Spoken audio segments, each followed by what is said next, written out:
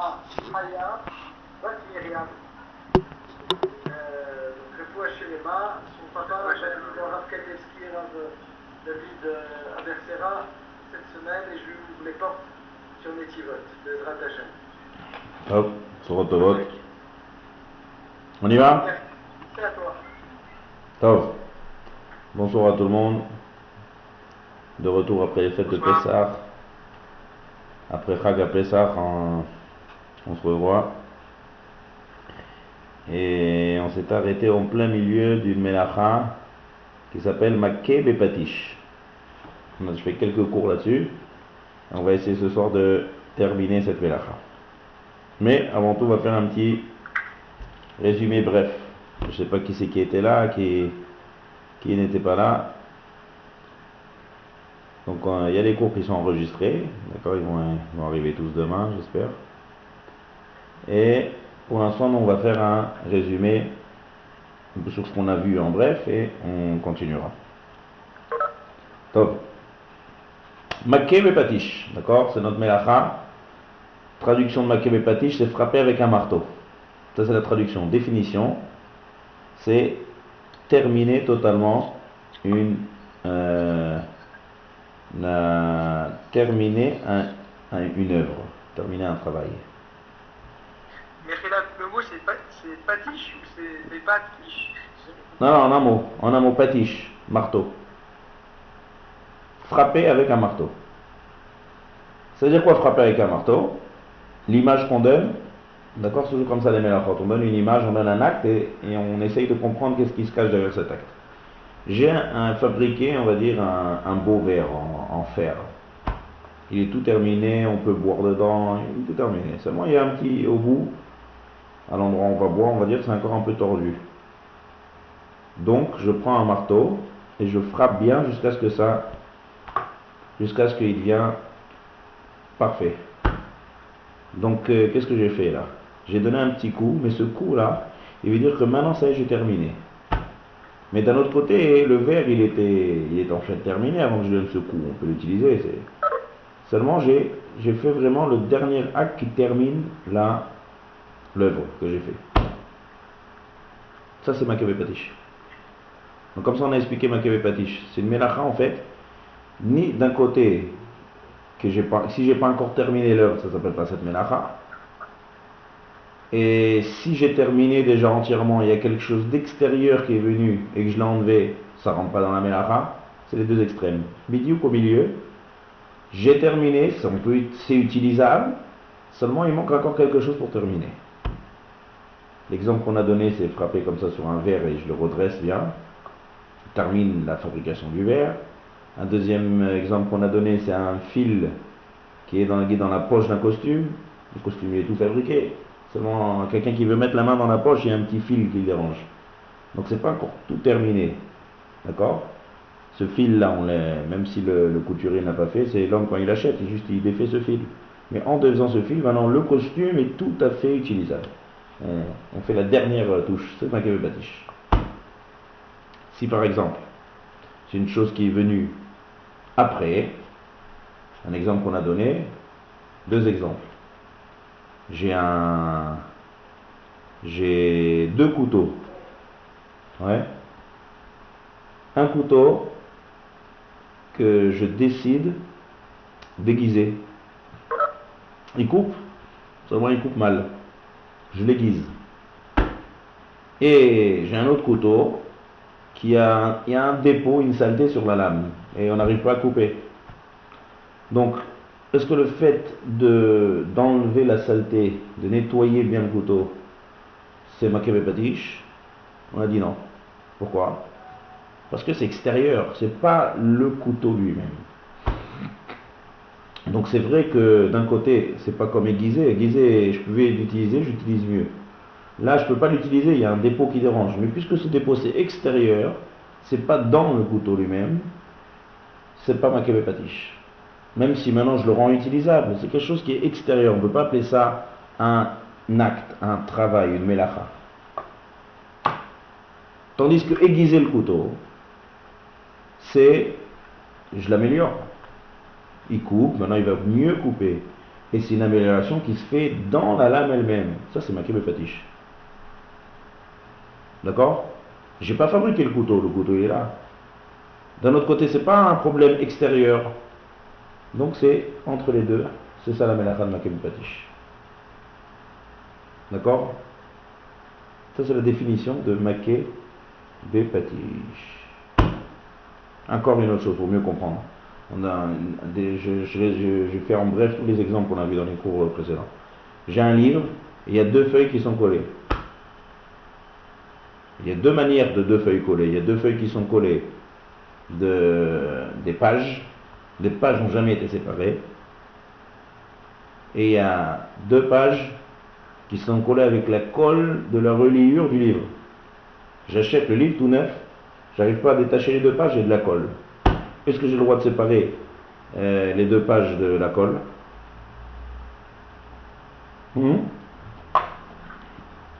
Matam Omrim, qu'est-ce que vous dites? Non, on peut pas. Pourquoi? Bah, c'est Maké Bepatish. Quand j'ai fini de découper le livre. Ça veut dire que j'ai deux feuilles, j'arrive pas à séparer les deux feuilles parce qu'il y a de la colle de la reliure du livre qui s'est mis entre les deux feuilles. Qu'est-ce que vous dites? Qui était là le dernier cours? J'ai le droit parce que Sandrine, j'étais là le dernier jour. Ah. On avait le droit puisque le livre il est fini en fait, on va pas l'améliorer de ce qu'il était. Très bien. Ok, ça se rappelle bien. C'est comme si on le nettoyait, quoi. Voilà, c'est comme le couteau qui est sale. C'est quelque chose qui est extérieur. Le livre, il a déjà été entièrement fabriqué, c'est fini. C'est quelque chose qui est venu après, ça on parle pas, c'est pas une mélacha. Les mélachot, c'est dans le cours de la fabrication des choses. Donc les deux feuilles qui sont reliées sans colle, qui n'ont jamais été séparées, ouais, il y a une machine spéciale dans les livres qui sépare toutes les feuilles. Et la machine, elle a sauté deux feuilles et c'est resté collé. Et là, je déchire vraiment les deux feuilles. Là, on a le droit? Hein? Bah voilà, celui-là on peut pas. Voilà. Dans ce cas-là, on ne peut pas. Parce que ça n'a jamais été fini. D'accord? Le livre lui-même, il est bien, toute l'histoire elle est écrite là-bas, et le livre il est là. Seulement il a un petit problème, il est juste de finition. Mais c'est un problème qui est dans l'achèvement de la fabrication du livre. Ça c'est Maké Bepatish. D'accord? Donc ça c'est la définition de Maké Bepatish. Entre les deux. J'ai terminé, mais pas tout à fait, mais c'est une terminaison qui se fait dans l'accord lui-même de la chose que je fais. Deuxième chose qui sort de Maké Bepatish, Tolda, ouais, une dérivée de ça, c'est si j'ai un ustensile, on va dire, qui s'est abîmé. Et donc je vais le réparer. Toute réparation, c'est Maké Bepatish. Exemple, je vois une fourchette qui s'est tordue complètement. Mes lunettes qui sont toutes tordues. J'arrive pas à les mettre sur moi. D'accord? Plein d'exemples comme ça, de choses qui ont... Qu'est-ce que je fais? Je les redresse. D'accord? Les lunettes, ça peut arriver, quelqu'un, une guide, il s'est assis sur ses lunettes, ils sont toutes tordues, il ne peut pas les mettre. Donc qu'est-ce qu'il fait? En un coup, juste, il redresse et il les met sur. Ça, c'est un interdit par la Torah.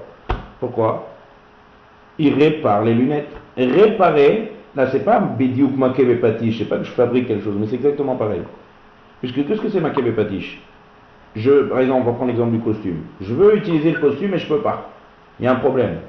Et je fais quelque chose dans l'objet et maintenant je peux. Donc c'est pareil, il y a un objet qui marchait à la base, qui s'est abîmé et que j'arrange.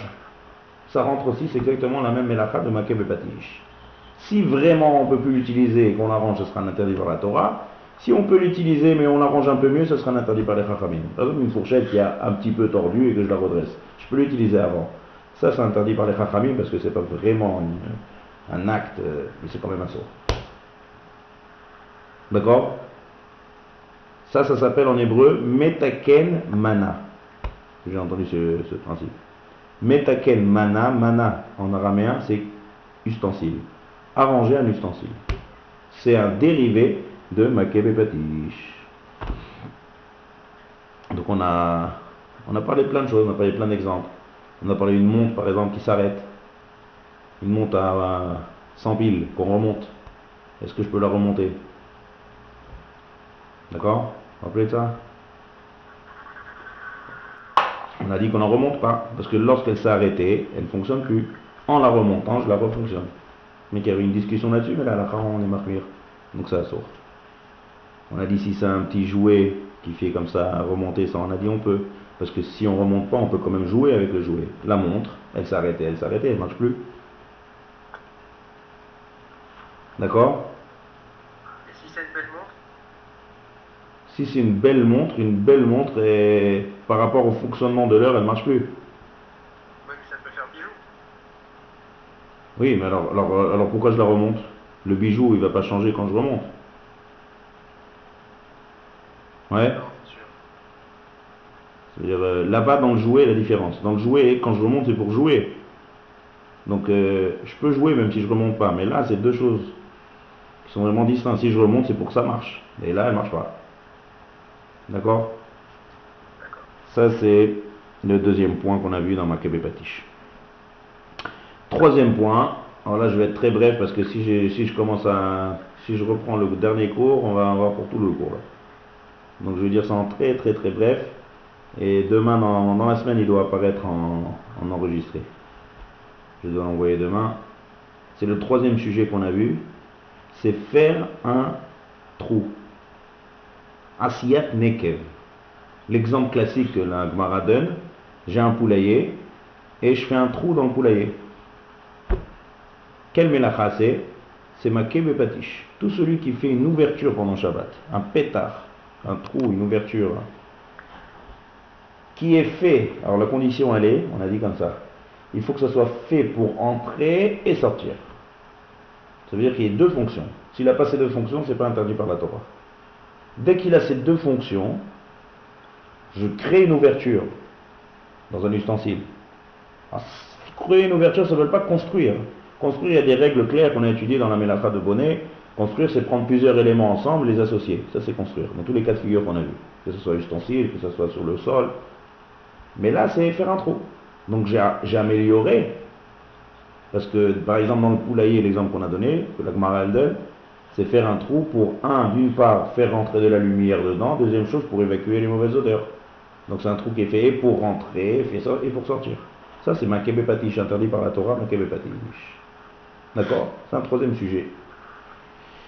Maintenant, de là, on a vu deux choses très pratiques. C'est ouvrir les bouteilles et ouvrir les boîtes de conserve. D'accord? Parce que dans les deux cas de figure, c'est deux problèmes un peu différents.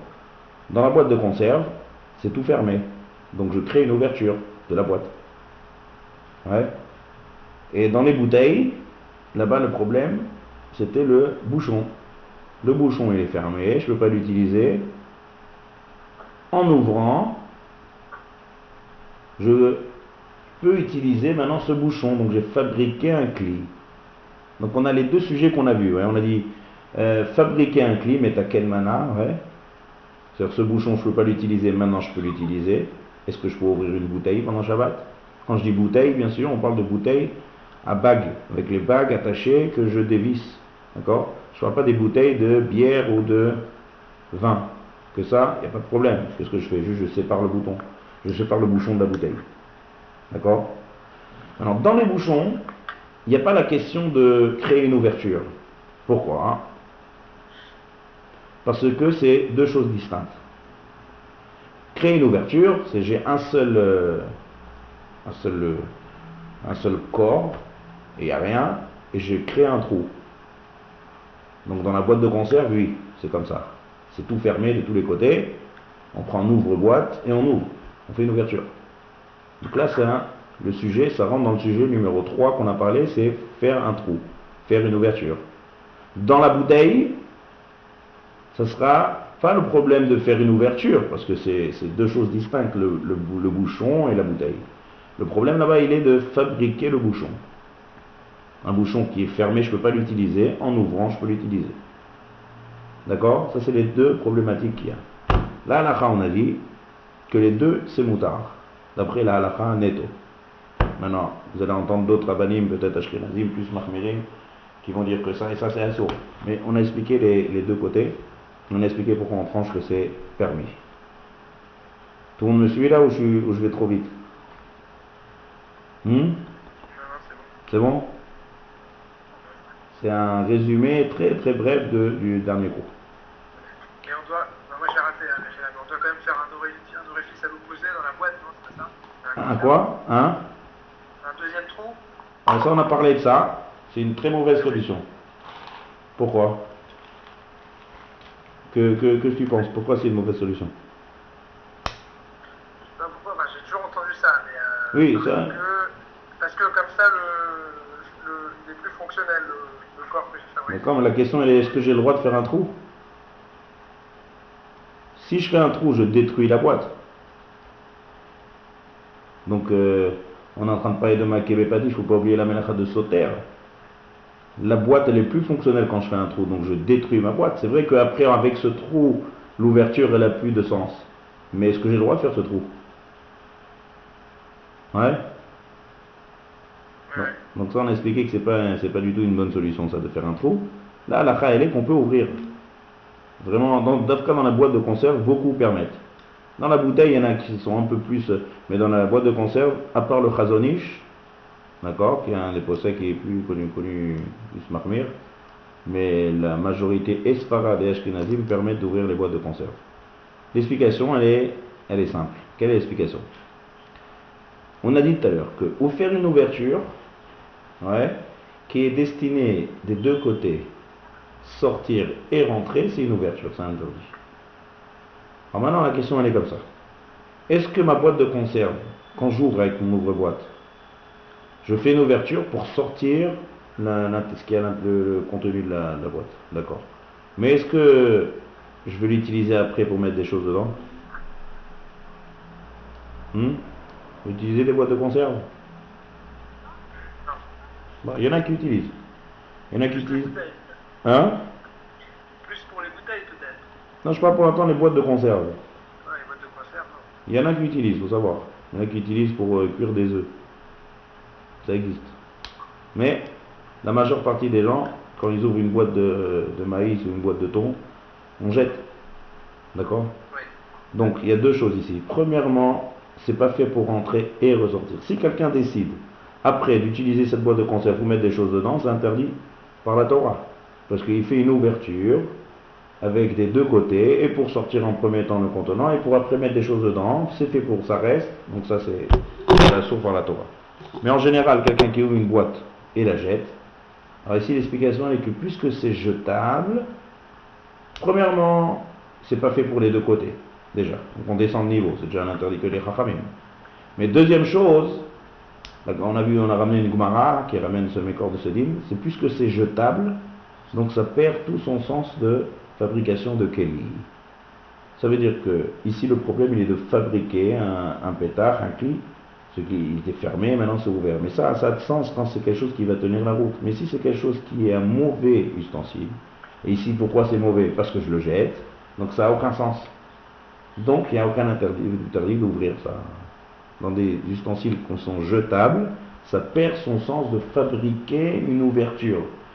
Fabriquer une ouverture dans un ustensile qui est jetable, il n'y a aucun interdit. Comme ça la Gemara dit, un cas un peu différent, mais on le compare ce cas avec le boîte de conserve. Le Chazonish, il n'est pas tout à fait d'accord avec la comparaison, mais la majeure partie des poskim permettent d'ouvrir une boîte de conserve. D'accord? Bien fait. Maintenant la bouteille. Ouvrir une bouteille, on a dit le problème d'ouvrir la bouteille c'était quoi? C'était le bouchon. D'accord? Alors ça aussi on a ramené une Gemara qui nous dit que comme ça, quelque chose qui a été mis avec l'intention de le sortir, ça ne s'appelle pas fabriquer un cli. Pourquoi? Parce que le bouchon a toujours été séparé. D'accord, le bouchon est toujours quelque chose de différent de la bouteille. Donc puisque c'est quelque chose de différent de la bouteille, ça ne s'appelle pas que j'ai fabriqué quelque chose. D'accord? Deuxième chose, même si la manière dont j'ouvre la bouteille, j'ai pas l'intention de fabriquer un bouchon. Quand quelqu'un il ouvre une bouteille, c'est pour ouvrir la bouteille, c'est pour utiliser ce qu'il y a à l'intérieur. Il n'a pas l'intention d'utiliser ce bouchon pour d'autres bouteilles. D'accord? Et puis ça ne s'appelle pas vraiment aussi, troisième explication, ça ne s'appelle pas vraiment une amélioration du bouchon. Pourquoi? Le bouchon il est là. Le fait qu'il soit juste coincé et bloqué un moment, c'est un moment qui est momentané, qui est fait pour être enlevé. C'est pas qu'il y a quelque chose d'abîmé ici, que j'arrange quelque chose. On va dire que puisqu'il est juste posé sur la bouteille, c'est vrai que quand il est posé, je ne peux pas l'utiliser. Mais on ne va pas dire que du fait que maintenant je ne peux pas l'utiliser, ça va le rendre abîmé. Ça ne s'appelle pas abîmer et réparer ici. D'accord? Ça c'est une première svara. Deuxième chose, j'ai pas l'intention. D'accord? Troisième chose, l'acte d'ouvrir la bouteille, ça ne s'appelle pas un acte de fabriquer. Il se fabrique de manière automatique. D'accord? Donc ces trois choses-là, réunies, puisque j'ai pas l'intention, et la manière dont je fais, ça se fait de manière automatique. Et troisième chose, c'est quelque chose qui est séparé vraiment par rapport à la bouteille, c'est pas vraiment détérioré. En très bref, c'est ça les trois théamim qui nous dit que ça ne rentre pas ici dans fabriquer. Par rapport au bouchon, je parle. L'ouverture, on a expliqué tout à l'heure, c'est pas une ouverture, parce que c'est deux choses qui sont vraiment séparées. Mais la fabrication ici, ça ne s'appelle pas une fabrication. Un, j'ai pas l'intention. Deux, le bouchon il est là, c'est juste un petit problème technique, il est juste bloqué pour l'instant. Donc ça a été fait de manière momentanée. Et troisième chose, la manière dont je l'ai ouverte, ça ne s'appelle pas que je fabrique. Je tourne, je dévisse. Donc ces trois choses-là réunies, ça fait qu'il y a plusieurs poskim qui permettent. Il y en a quand même qui essayent de discuter sur tous ces... On aura voyeur bar. Il y en a qui sont mahmirim, ne pas ouvrir les bouteilles. Là, la elle est, vadaï que c'est bien d'être mahmir avant Shabbat, d'ouvrir les bouteilles. D'accord? Je parle des bouteilles, que ce soit de vin, que ce soit toutes les bouteilles qui sont vissées avec une bague, comme ça collée à la bouteille, que je dois séparer la bague du bouchon. Donc il y a ici une petite création qui se fait. Donc la halakha, c'est un peu plus ramour que la boîte de conserve, c'est pour ça que c'est bien de ne pas ouvrir ça pendant Shabbat. Ça c'est sûr que c'est bien à éviter, ne pas avoir affaire à tous ces intérêts. Mais si quelqu'un il a oublié, il a une bouteille de coca, il veut boire, il veut ouvrir, la halakha netto, elle est que c'est moutard. Par contre, s'il a l'intention de garder les bouchons et de l'utiliser, là il ne peut pas. Parce qu'en ouvrant, il a vraiment l'intention d'utiliser ce bouchon pour d'autres bouteilles. Ça veut dire qu'il faut... Pourquoi? Puisque le bouchon, de toute façon, il crée... c'est un kéli qui était déjà séparé, on a dit. Oui, mais on est d'accord que quand même pour l'instant, maintenant, il n'est pas utilisable. Ça veut dire que... Parce qu'il sert à autre chose, il est déjà là. Mais il est bloqué. Est-ce que maintenant je peux utiliser ce bouchon pour fermer une autre bouteille? Donc toute la problématique ici, c'est justement ça. C'est un bouchon d'un côté, c'est pas un vrai tikkun, quoi. C'est un petit tikkun. C'est pas un vrai tikkun classique qu'on connaît, de prendre quelque chose qui est abîmé et que je répare. La question, elle est comme... Il y a quelques poskim, par exemple, Laura Feuerbach, un des grands poskim, d'accord, c'est en fait le Sefer Shmirat Shabbat qui est le Cheta, lui il dit que puisque maintenant je ne peux pas l'utiliser et après je peux l'utiliser, ça s'appelle fabriquer. Un sur des rabbanan bien sûr, parce que c'est pas vraiment une vraie fabrication, mais il interdit. Tous les autres poskim qui permettent, c'est ça qu'ils utilisent. Ils disent, premièrement, j'ai pas l'intention. Il n'y a pas de kavana ici de fabriquer. Quelqu'un qui ouvre, c'est pour boire, c'est pas pour fabriquer un bouchon. D'accord? Deuxièmement, qui a dit que c'est un vrai tikkun ici? C'est juste quelque chose qui est bloqué et qui a été mis pour être enlevé. On peut discuter, tous les points ils sont discutables ici. Troisième chose, quand je tourne le bouchon, l'action ne se fait pas de manière... c'est pas vraiment un vrai interdit qu'avec l'action, elle n'est pas de réparer. Je prends pas un marteau, je prends pas quelque chose, j'ouvre, je dévisse. L'action, elle n'est pas apparente comme une construction. Donc ces trois choses-là ensemble, il faut les trois choses réunies pour permettre. Ne pas avoir l'intention, d'accord? Le fait de dire que c'est pas vraiment un vrai tikkun parce que c'est bloqué, je débloque. Et troisième chose, la manière dont je le fais, c'est pas une manière d'arranger. D'accord? Refermer, et quand je referme la bouteille, ouais. Avec le même bouchon. Très bien, ça aussi on a parlé. On a parlé de ça la dernière fois. Je sais pas qui c'est qui a posé la question, je crois pas qu'ils sont là cette semaine. Ouais. C'est... je ne me rappelle plus de son nom. Donc il a posé cette question et la réponse elle est claire. C'est que par rapport à cette bouteille-là, le bouchon fermé, il est mieux quand il est fermé que quand il est ouvert. Ça veut dire que lorsque c'est fermé au magasin, c'est mieux que lorsque je la referme à la maison. Ouais. Donc, donc si je regarde cette bouteille-là, est-ce que le fait d'ouvrir le bouchon, ça s'appelle un tikkun? Non. Donc ça, c'est l'explication pourquoi que par rapport à cette bouteille précisément, c'est pas tikkun. La question est par rapport aux autres bouteilles. Si j'ai une autre bouteille et que j'ai pas de bouchon, je suis très content d'avoir un bouchon. D'accord? Top. Ça c'est très très bref. Écoutez le cours enregistré. S'il y a encore des questions après avoir écouté, dites-moi et on reprendra ça en développé. D'accord? Ça c'est notre troisième point qui est en fait la fabrication d'ouverture. Donc on a dit terminer une œuvre, un cli, un ustensile. Deuxième chose, arranger quelque chose qui s'est détérioré. Troisième chose, faire une ouverture. Quatrième point maintenant qu'on n'a pas parlé la dernière fois. Ça c'est nouveau.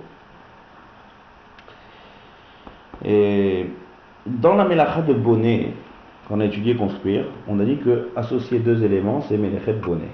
Maintenant, on a parlé sur le sol, on a parlé sur les ustensiles. Kélim. D'accord? Dans les kélim, on a dit que bonnet, il faut que ce soit avec force, c'est-à-dire ou bien associer deux éléments avec une vis ou avec de la colle, ça c'est bonnet. Ça c'est construire un ustensile. Maintenant, il y a des fois que lorsque je vais fabriquer quelque chose, ça va être maquet et patiche. Pourquoi? Parce que c'est pas vraiment construire, c'est un acte qui est très simple. Mais c'est un acte qui peut être simple, mais en même temps fabriqué. Exemple que la Gemara nous donne, j'ai un coussin, je fabrique un coussin. J'ai un petit tissu, et je rentre à l'intérieur de ce tissu on va dire, je sais pas moi, de la mousse, ou je rentre des plumes. Donc en rentrant de la mousse ou des plumes dans cet habit, qu'est-ce que j'ai fait? J'ai fabriqué un coussin. Ça, c'est ma kébé patiche. Pourquoi? C'est pas un métaken, ouais, mais c'est en fait ça rentre dans métaken mana. J'ai fabriqué quelque chose ici. D'accord? Pourquoi c'est pas bonnet? Parce que c'est pas vraiment de. On a dit que pour que ça soit bonnet, il faut vraiment un acte quand même de force. Vis, d'accord, vis ou utiliser des choses qui de la colle, utiliser des choses qui sont, comme on a parlé avec des choses qui sont un morceau de la chaise qui tombe que je remets, d'accord, ça c'est une porte que je mets avec des vis, ça c'est bonnet, ça c'est construire. Mais là c'est maquet le patiche. Maintenant, quel est le chidouche de ce din là? C'est que si par exemple le fameux coussin là que j'ai mis avant Shabbat, on m'a dit pendant Shabbat, je ne peux pas mettre l'intérieur d'un coussin, d'accord, je ne peux pas prendre de la mousse ou des plumes et de le mettre dans un habit pour fabriquer un coussin. Maintenant on va dire que j'ai déjà fabriqué mon coussin avant Shabbat et l'intérieur est tombé. Est-ce que j'ai le droit de remettre? Oui. Pourquoi? Oui. Pourquoi j'ai le droit de remettre? Parce que le Kelly n'était pas fonctionnel. Le Kelly était déjà créé avant. Voilà. Mais il a perdu sa fonction. Voilà. C'est-à-dire un Kelly qui était déjà utilisable avant. Maintenant. Et que je remets, d'accord, c'est permis. La Gemara nous dit clairement que si c'est tombé, c'était déjà intérêt que je remets, c'est permis. Maintenant la question elle est quelle différence avec, on va dire, la fourchette qui s'est tordue. Tout à l'heure on a dit que si j'ai une fourchette par exemple qui s'est tordue complètement, je ne peux pas l'utiliser, je la redresse, ça a sourd Mishumake Bepatish. Quelle différence entre ça et le coussin?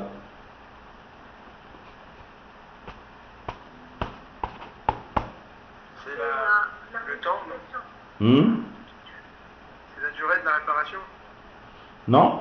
Pourquoi? La fourchette peut faire ça très vite. Non, je veux dire, une fois que je l'ai réparé, la fourchette, elle va tenir longtemps avec ça. Même le coussin? C'est un coussin de fortune, quoi. C'est un coussin qui ne va jamais tenir longtemps. Pourquoi pas? enlever, je pourrais... Ouais, un coussin bien, on va dire c'est un coussin qui est pas cousu, ouais. Il y a une ouverture. D'accord, il y a une petite ouverture, on peut enlever ce qu'il y a à l'intérieur et remettre. Si c'est tombé, j'ai le droit de remettre. Le mettre pour la première fois, c'est interdit, maquille et patiche. Si c'est tombé, je peux remettre. Je crois que Sandrine a une réponse. Est-ce que c'est le fait que c'est modifié dans le corps ou pas, que la fourchette, en la redressant, on agit sur son corps? Encore une fois, je n'entends pas très bien. Est-ce que ça a un rapport avec le gouffre de l'objet, comme la fourchette, on redresse vraiment son gouffre, tandis que le coussin, on met les choses l'une dans l'autre, mais c'est pas vraiment modifier son corps? Très bien, il y a une différence. Là-bas, la fourchette, elle sort de... c'est la fourchette elle-même, elle a un problème. Elle est complètement tordue, elle sort de fonction. Et donc, je redresse la fourchette. Donc, c'est vraiment un acte de réparation, ça. Tandis que les deux choses qu'il y a, les deux choses, elles sont bien. J'ai pas quelque chose que je répare. Je remets un état initial. Mais le fait de remettre un état, c'est très fin ici la différence, mais c'est clair. La différence ici, c'est que en remettre un état initial d'une fourchette qui est tordue, c'est comme en fait reconstruire la fourchette. Elle est toute tordue. Tandis que là, c'est un acte qui est très simple. C'est reprendre un état qui était initial. Mais de manière, ce qu'il y avait à l'intérieur, ça n'a pas bougé. Ce qui est l'habit qui était autour, il n'a pas bougé. C'est juste un assemblage. C'est quelque chose de très banal. Donc, puisque ça a déjà été une fois, et juste je remets, c'est pas assez important pour dire que je suis en train de construire. C'est pas comme si quelqu'un va redresser quelque chose qui est vraiment totalement tendu.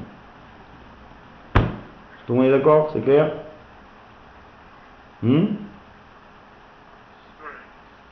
C'est fin le khilouk, mais comme ça la Gemara nous dit que ça c'est une chose qui a déjà été faite, d'accord? Quelque chose qui a déjà été entièrement fabriqué, mais le fait de fabriquer ici, la fabrication aussi elle est simple, c'est pas comme fabriquer aussi une fourchette, c'est juste prendre deux éléments et les associer. Donc, qu'est-ce qui a fait que maintenant il y a un coussin? C'est le fait qu'ils sont associés. C'est pas que je vais construire maintenant un coussin et qu'il y a besoin de fabriquer un coussin. C'est très simple, c'est juste associé, c'est banal. Donc puisque c'est très banal, et ça a déjà été une fois, si c'est la première fois, donc comme je fais quelque chose, je crée, il y a une création ici. Mais que comme c'est très banal, c'est juste associer deux choses, et que c'était déjà, de remettre, c'est pas de problème.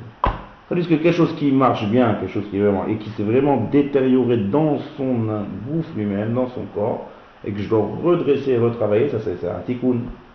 Ça, c'est un tikkun. D'accord? Est-ce qu'on peut assimiler de là, par exemple, je sais pas, une chaussure? Ouais. Pour la première fois, je vais lui rentrer ses lacets. Très bien. Chazak Obalo, tu m'as devancé. Ah. Hey. Avant d'arriver au... Ouais, on va parler de ça. On va y arriver. Bien sûr. Juste avant de parler de ça, un ballon pendant Shabbat, un petit ballon gonflable. Est-ce que j'ai le droit de gonfler ce ballon?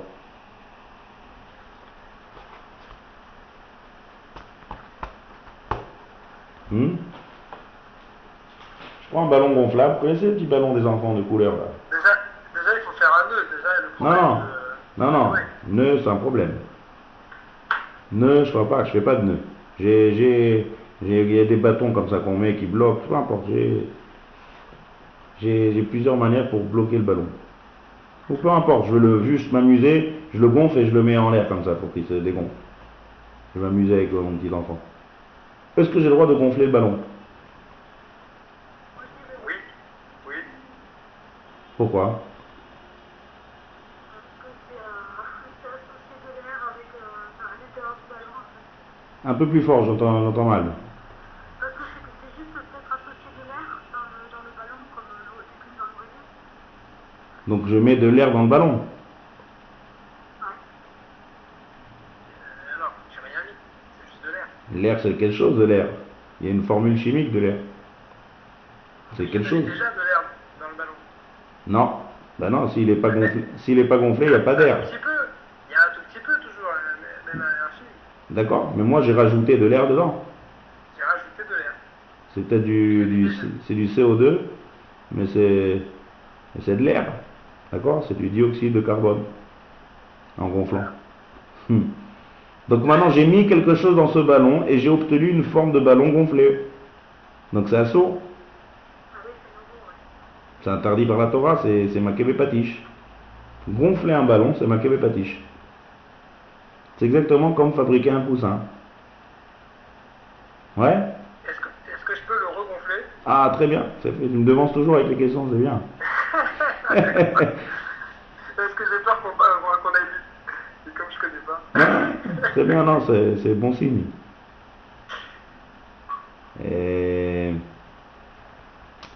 Shoel Kainyan, c'est marqué dans Pirkei Avot. Il y a des questions qui sont dans le sujet, il y a des questions qui sont hors sujet, il y a des questions qui sont dans le sujet, c'est top.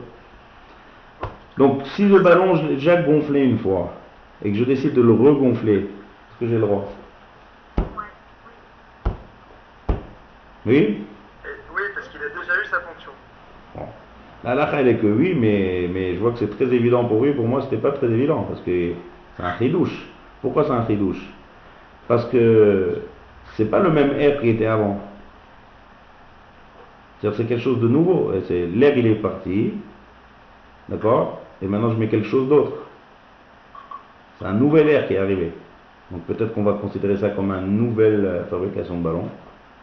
Alors le chidouche, il est qu'on ne regarde pas la deuxième chose qu'on ramène. Le chidouche, il est qu'on regarde la première fois du support. Du fait que ce support-là était déjà gonflé, donc ce ballon, il a déjà eu un titre de ballon gonflé.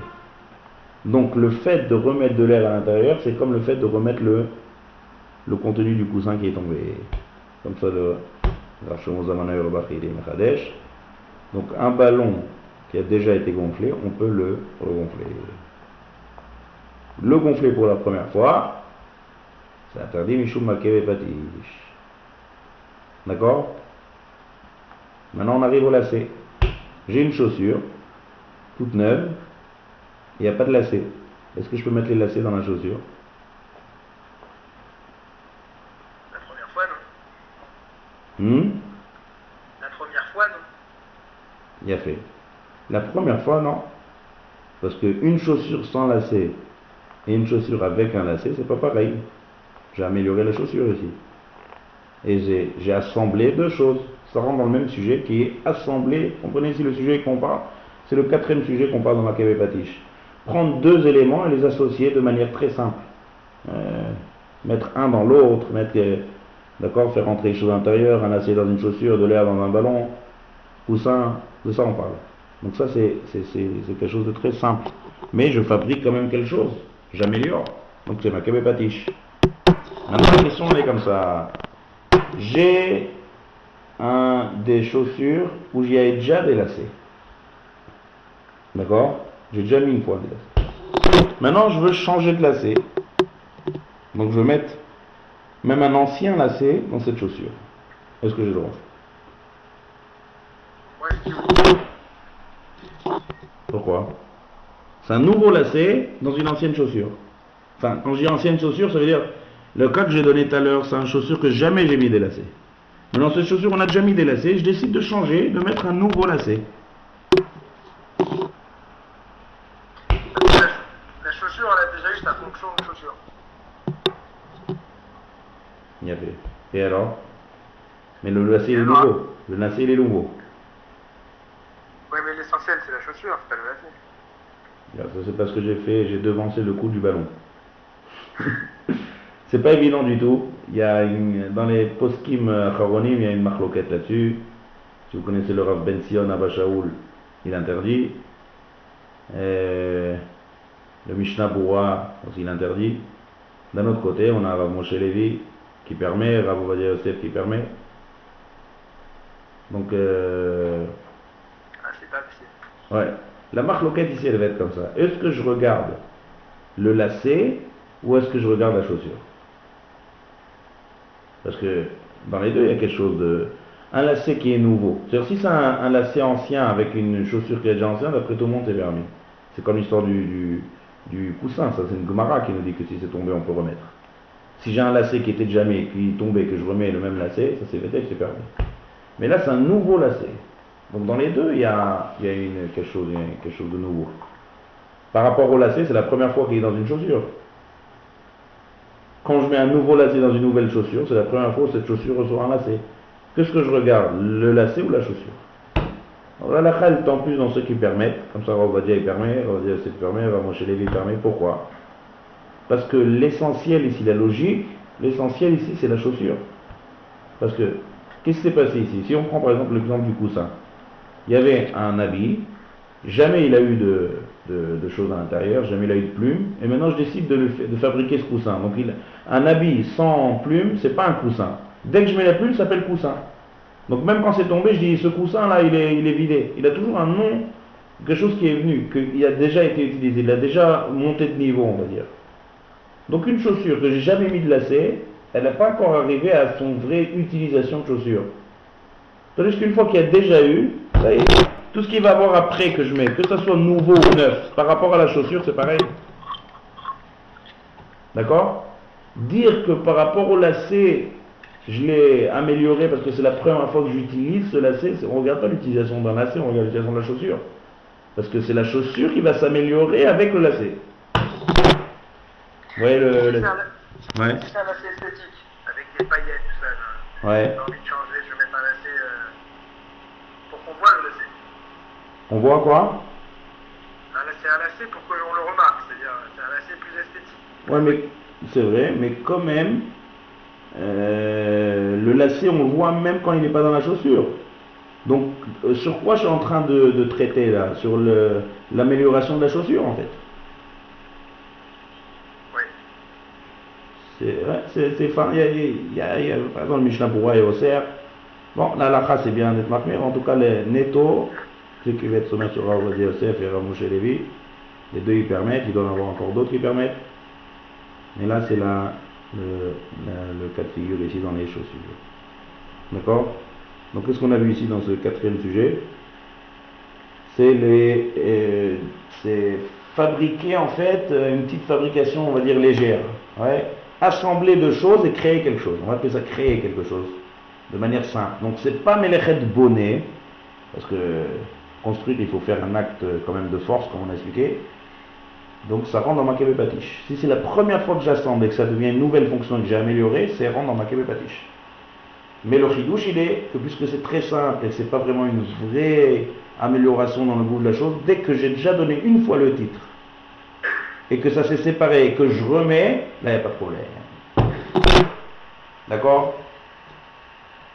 Clair? Voilà. Ça c'est les 4 points de la Melacha de Makeh Bepatish. Maintenant on passe aux interdits des Chachamim qui tournent autour de la Melacha de Makeh Bepatish. Alors on en a déjà vu 2. Qu'est-ce qu'on a vu? Vous vous rappelez?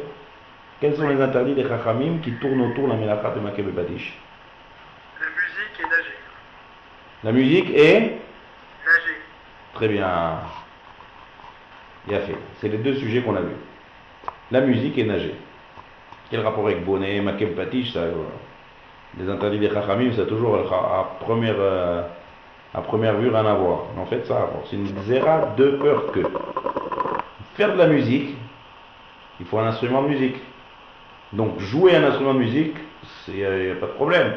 Seulement si j'ai un problème avec l'instrument, je vais être amené à le réparer.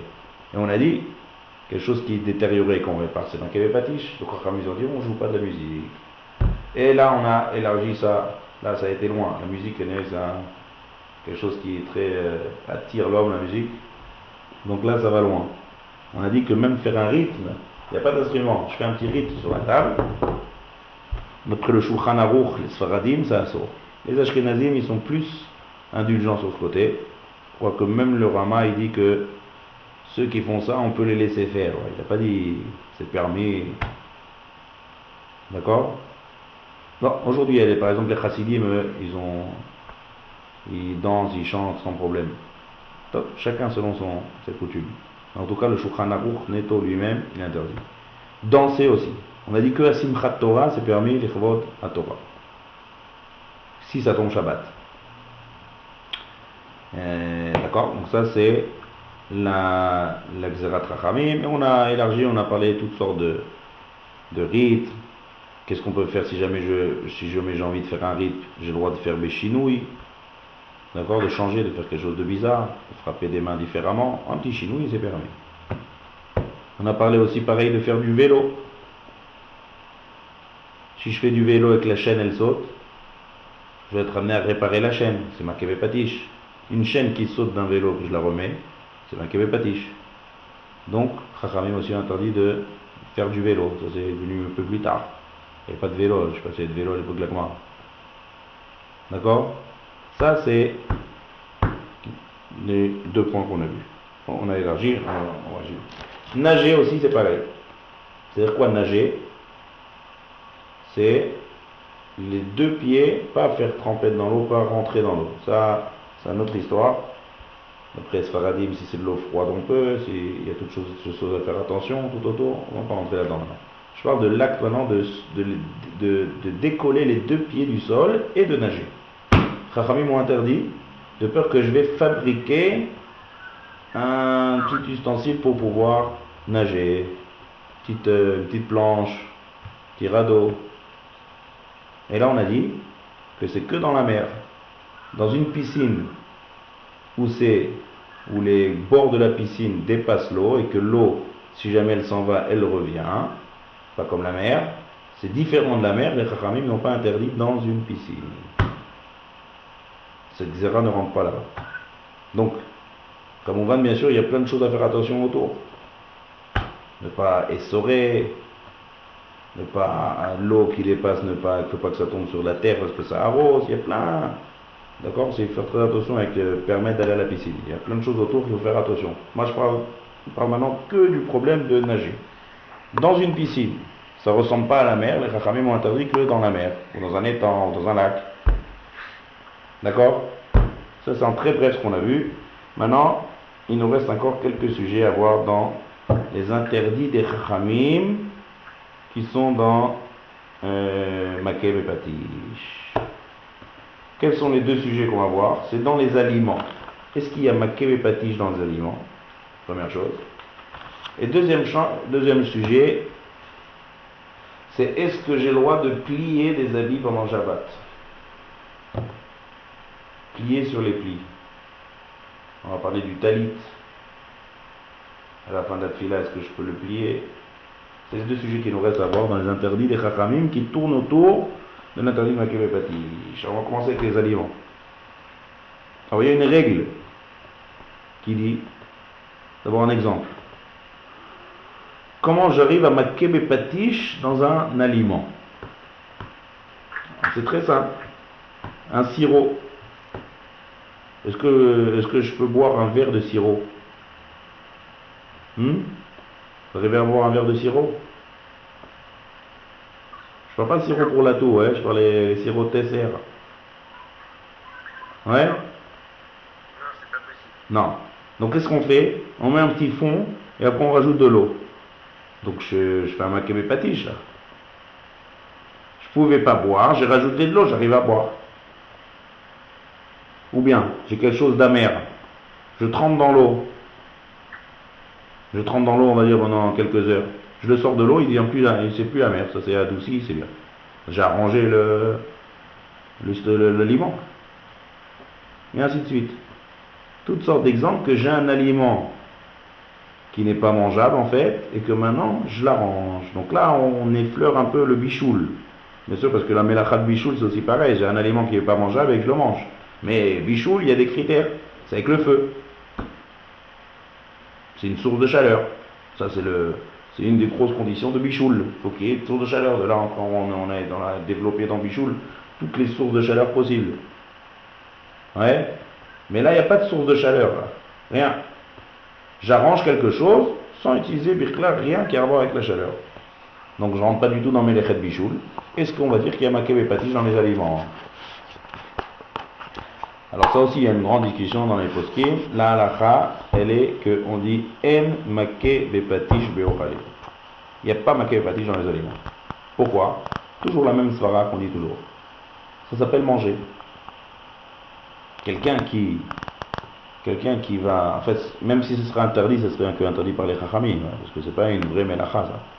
Mais puisque c'est très loin de la melacha de de Makeb et Patish, parce que quelqu'un qui sert un de sirop, il pense même pas qu'il est en train d'arranger le sirop. C'est très loin. Donc ça rentre dans le fait de boire. C'est préparation à boire, ça rentre dans la achila et shtiya, ça rentre dans le boire et manger. Donc, c'est très loin. Donc les Chachamim, ils décident des fois des choses qui ressemblent, est-ce qu'on va interdire ou pas? Par exemple, on a étudié par exemple de travailler la peau, on a dit que faire des variantes, c'était interdit par les Chachamim. Parce que là, quelqu'un qui fait des variantes, c'est une étape que ça ne s'appelle pas qu'il est en train de manger. Il fabrique les variantes, il travaille. Ça ressemble. Ils voient des légumes qu'ils ont mis dans le vinaigre, ils sont transformés. Donc Chachamim, ils décident bien qu'est-ce qui ressemble et qu'est-ce qui ne ressemble pas. C'est eux qui décident qu'est-ce qui ressemble et donc on va interdire, ou ce qui ne ressemble pas et c'est pas interdit. Donc maintenant, Makeb et Patish, il n'y a pas dans les Ochalé. Par contre, si quelqu'un maintenant il décide de faire le Maaser, est-ce qu'il peut? Il y a des fruits, d'accord? Maaser, c'est quoi? En France, ça vous n'êtes pas amené à faire Maaser. Parce que même les fruits qui viennent d'Israël, qui ont été importés en France d'Israël, les oranges et tout, on fait pas Maaser. Comme ça, le Rambam est posek. Le Maaser, il se fait que en Eretz Israël. Même si c'est de provenance d'Eretz Israël, c'est que lorsqu'on est en Eretz Israël qu'on est capable de faire Maaser. Qu'est-ce que c'est Maaser? Tout fruits et légumes qui poussent, on n'a pas le droit de le manger. En Eretz Israël, il faut prélever le 10e. Alors, il y a tout un, je ne vais pas faire un show sur Maaser maintenant, il y a Trouma, il y a Maaser, il y a tout un, des halachot, des détails, on ne va pas rentrer là-dedans, mais en tout cas, si je ne prélève pas les Trouma, et si je ne prélève pas le Maaser, c'est ce qu'on donnait à l'époque de la Gemara au Kohen et au Lévi, je ne peux pas manger, ça s'appelle Tevel. D'accord? Chutz la'aretz, il n'y a pas. Mon cher Rabbeinu, il voulait rentrer en Eretz Israël pour faire les mitzvot qui sont liés à Eretz Israël. D'accord? Donc ça, c'est une mitzvah qui est spéciale Eretz Israël. Même si c'est, comme je l'ai dit tout à l'heure, même si c'est sorti, c'est venu d'Eretz Israël, ça, on n'est pas obligé de faire Maaser. Donc quand quelqu'un est en Eretz Israël, il a des fruits de son jardin, il ne peut pas manger. Est-ce qu'il peut faire Maaser pendant le Shabbat? Qu'est-ce que vous pensez? C'est quoi? Je vois pas la question en fait. Ben, c'est un aliment et je peux pas le manger, donc je répare un aliment. Donc d'après la règle qui dit que en Makeb et Patish be'ochalin, ça devrait être moutar. Oui. Non, alors c'est moutar ou assour? Bah, c'est moutarde parce que c'est pour manger. Alors je vais poser différemment la question. Est-ce qu'il y a une différence entre mettre de l'eau dans un sirop ou faire le maaser des fruits? Oui, c'est sûr. Quelle différence? Dans les deux, il y a un problème et je répare. Oui, mais il y a une conscience d'esprit qui n'est pas la même. Ça veut dire quoi, conscience d'esprit? Parce que quand il fait le maaser sur l'aliment, il est quand même conscient que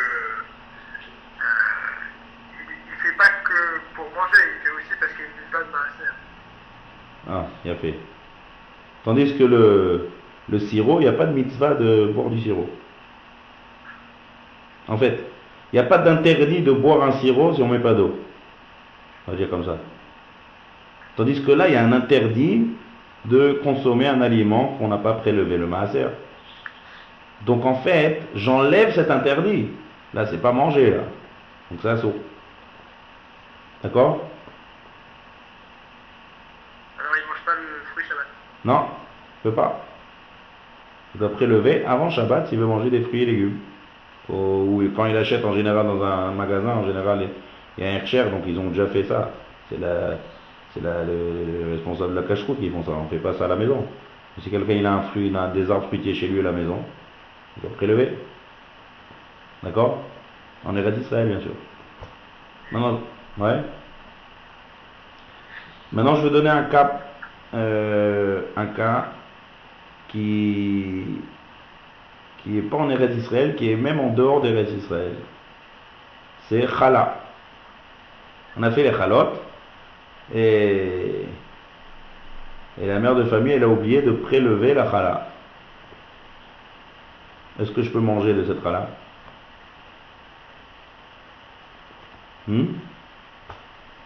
Alors challah, il faut savoir que même en dehors d'Eretz Israël, on accomplit cette mitzvah.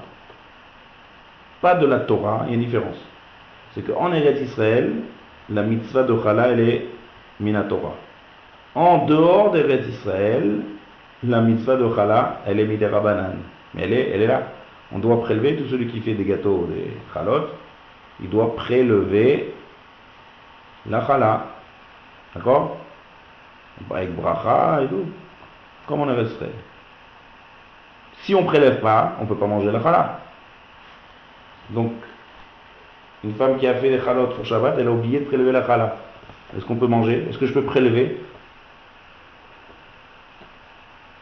Bah, a priori non. Alors là, il y a une différence. Il y a une différence entre Eretz Israël et en dehors d'Eretz Israël. C'est-à-dire quoi? On en a dit que dans les deux cas de figure, il y a un interdit, que ce soit des Rabbanan ou que ce soit de la Torah. Seulement, il y a une différence. En Eretz Israël, si on a oublié de prélever, il n'y a rien à faire. On ne peut pas manger. C'est comme le maaser. Le fait de prélever, je fais ça pour la mitzvah de challah. Donc c'est pas prélever la challah, c'est peut-être pas la manger. Par contre, en dehors d'Eretz Israël, on peut faire quelque chose. Qu'est-ce qu'on peut faire? On peut manger de la challah avec l'intention de garder un bout de la challah à la fin, et ce bout-là, ça va être la challah. Parce qu'il faut savoir que challah, si on est avant Shabbat, et une femme elle cuisine, elle n'a pas prélevé quand c'est encore pâte. Même si on a cuit, c'est pas grave, on peut prélever quand c'est cuit. Normalement on prélève avant, mais si on n'a pas prélevé avant, on peut prélever après, il n'y a aucun problème. Donc une fois que ma chalote et mes gâteaux, peu importe toutes les choses que c'est chayav de challah, ils ont déjà été cuits, je peux prélever. Donc là il y a un moyen, qu'est-ce qu'on fait? On mange les chalotes, mais on finit pas tout.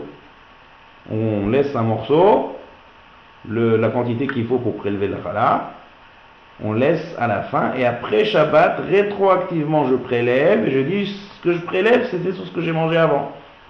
Et ça marche. Mais ça marche qu'en dehors d'Eretz Israël. Pourquoi? Parce que c'est que des rabbanan. Vous comprenez? Ça s'appelle rétroactif. Ça c'est un prélevage rétroactif. C'est clair? Donc en Israël, ça marche pas, c'est interdit par la Torah, je peux pas, il n'y a pas de rétroactif. C'est avant, sinon je peux pas. Tandis que déjà en dehors d'Israël, où c'est juste, Chachamim ils ont fait ça pour, il y a plusieurs raisons que je n'ai pas en tête pour l'instant, pourquoi Chachamim ont été gozer challah en dehors d'Israël. Mais puisque c'est juste des rabbanan, c'est beaucoup plus calme, et là on peut permettre de manger, laisser et prélever rétroactivement. Donc pendant Shabbat on pourra manger, et après Shabbat on prélève, à condition de ne pas tout terminer. Ouais. Donc c'est mieux de garder un bout déjà. Non, si je garde un bout dès le début, c'est un problème, parce que ça s'appelle prélever. Faire attention si on a des bonnes chalotes, de ne pas tout terminer. D'accord? Encore un autre sujet. J'ai un ustensile qui n'a pas été trempé. Comme on sait que un ustensile qui a été acheté d'un goy, d'un non-juif, on ne peut pas utiliser la vaisselle, il faut tremper la vaisselle. Donc bien sûr il y a plein d'halachot tout autour de ça. Maintenant quelqu'un il a, on va dire c'est pas Shabbat, on va dire c'est Yom Tov, parce que Makeb et Pati, il n'y a aucune différence entre Shabbat et Yom Tov. Il y a un mikvé pas loin de la maison, et j'ai un service, j'ai oublié de tremper. Est-ce que je peux aller au mikvé de tremper?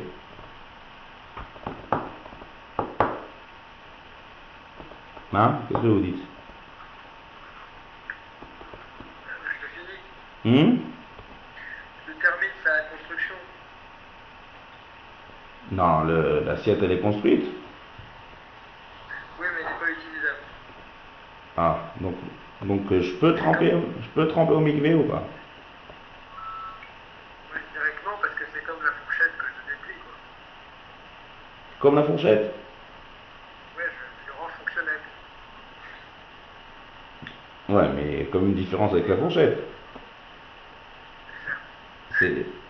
C'est pas que je le répare. C'est pas que je fais une réparation ici dans la fourchette. L'assiette, elle est bien, elle ne change pas d'état. Il y a juste une halakha qui dit que je dois tremper ma vaisselle avant de l'utiliser.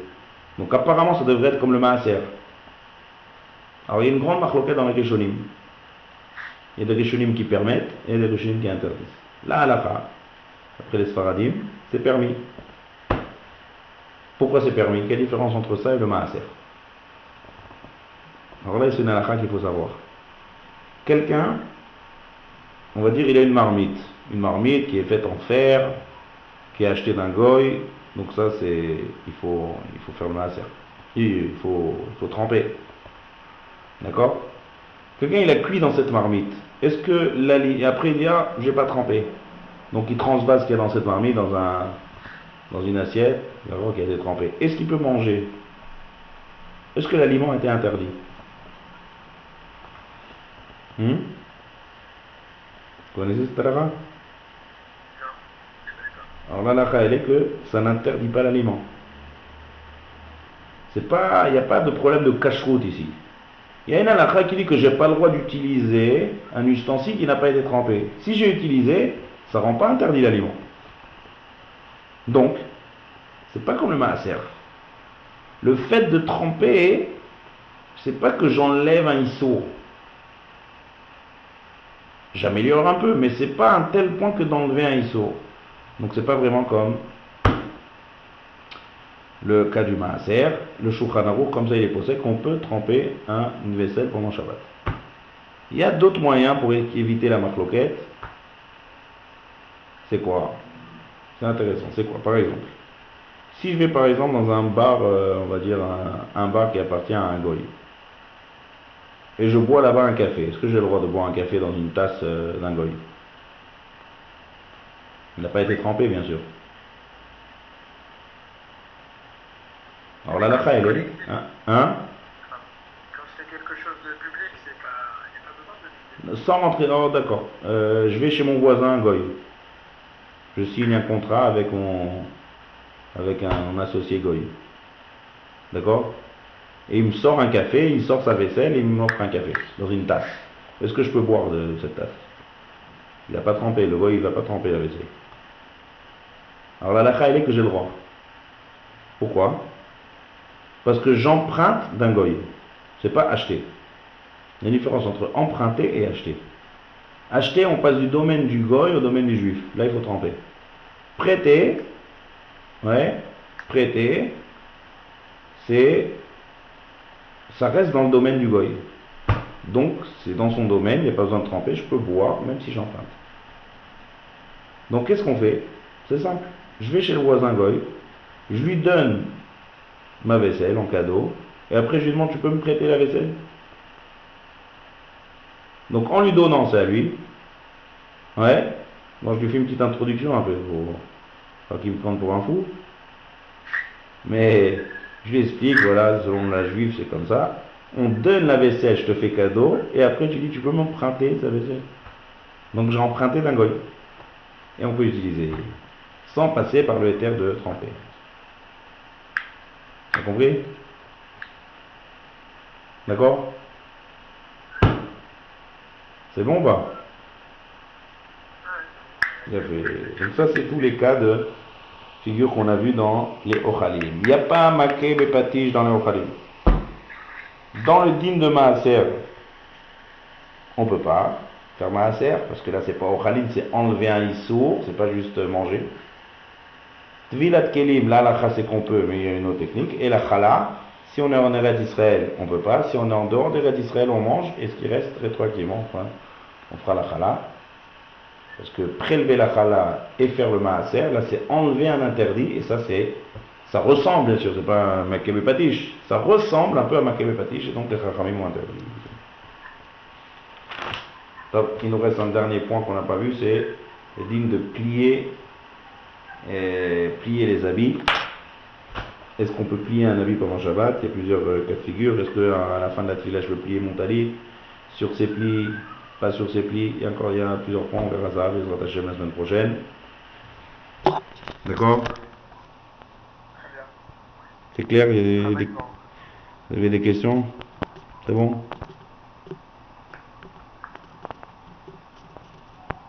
Top. Alors, Shavua Tov à tout le monde. À la semaine prochaine. Ouais, ça